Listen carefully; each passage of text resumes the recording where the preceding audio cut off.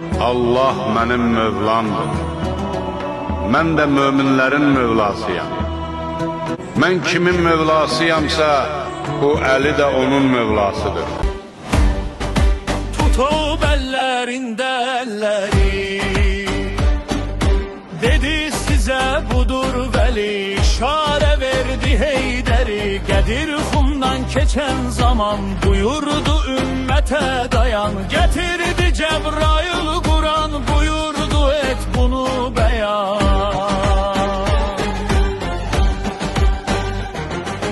Əli mənim imamətim, Əli mənim vilayətim, İlahi dini qeyrətim, Əli, Əli özüm mənim, hər söhbətim sözüm mənim, o canlı Quranım mənim, əlimdə boyatıb Əli, Əlidir kim sevər yəni, Əlini kim sevər yəni, Əli gözəl tanır mənim.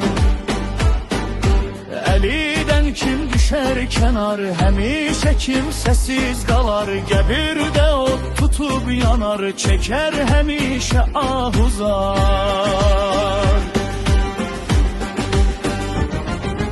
Əli hidayətim mənim, haq yola dəvətim mənim, Əlini mərd olan tanıyar, Allahını tanıyan tanar, mənə sadiq qalan tanar, Əlidir hikmətim mənim, Əlidir qeyrətim mənim, Əlidir qeyrətim mənim, Əlidir qeyrətim mənim. Əli dinin sütunudur, Allah'ın nuludur, İmam zamanın yoludur, Əli, Əli nurudur, Əli, Əli varım mənim.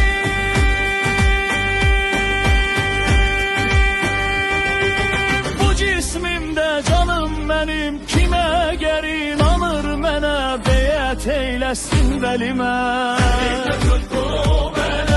düşməsin çətinə qəmə.